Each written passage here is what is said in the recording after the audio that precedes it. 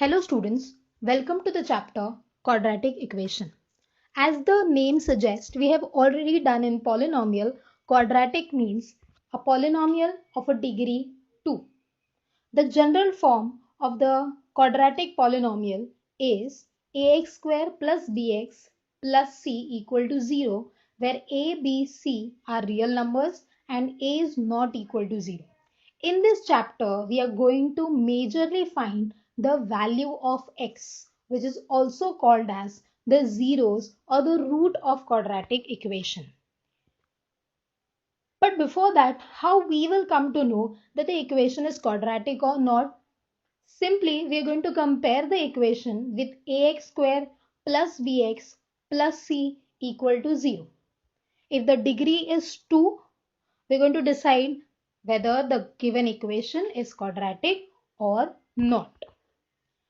Now there are three methods to solve quadratic equation. The first is the factorization method, second is the quadratic formula method, and the third is to find the nature of the roots, where delta or discriminant is equal to b square minus 4ac.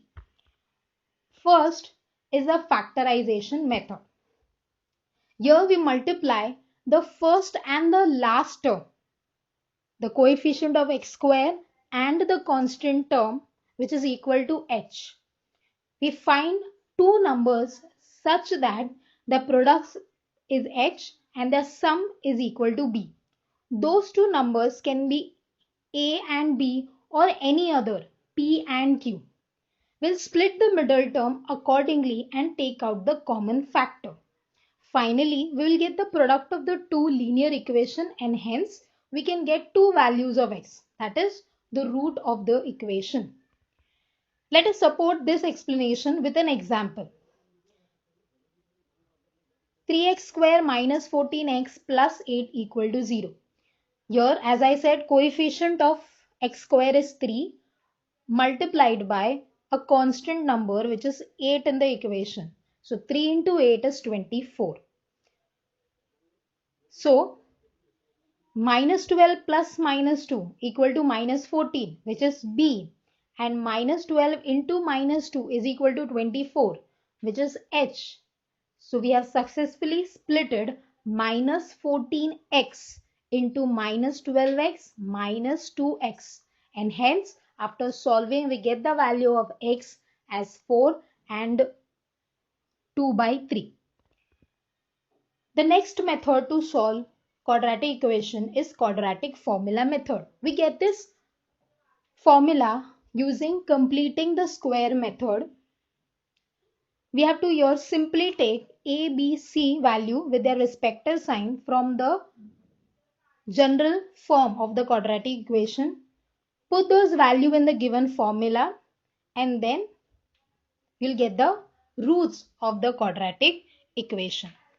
For this, again the same example is being taken, where a value is 3, b is minus 14 and c is 8. Don't forget to include their respective signs as well.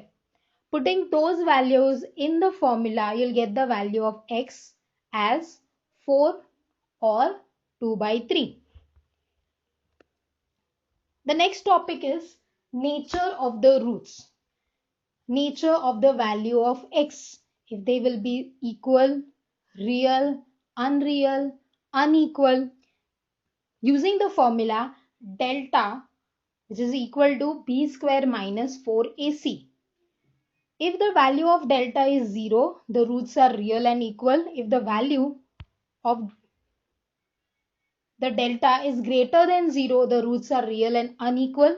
And if the value of delta is less than 0, that is negative, the roots are not real and unequal. Using this, the quadratic equation can be written in the form of roots. If we take the values of x, the root of x is alpha and beta, x square minus alpha plus beta into x plus alpha into beta is equal to 0. Now what is alpha plus beta? Those are the sum of the roots, which is equal to minus b by a, coefficient of the middle term, divided by coefficient of x square. And what is alpha into beta?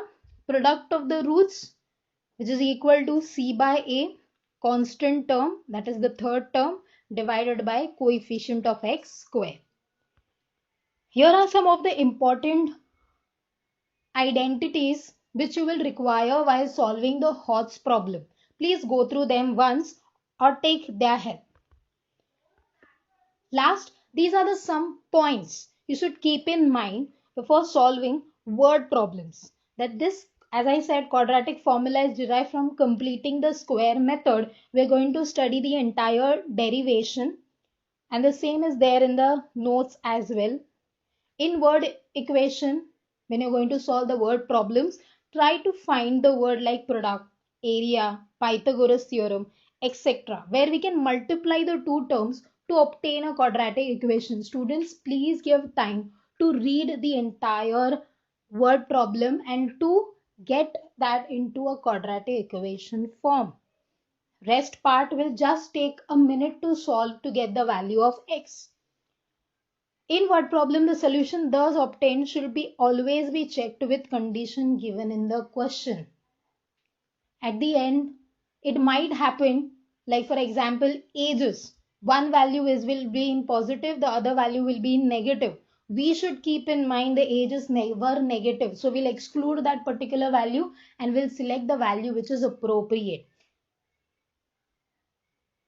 So make sure that you give time while solving word problems which are very prominent in the board exams.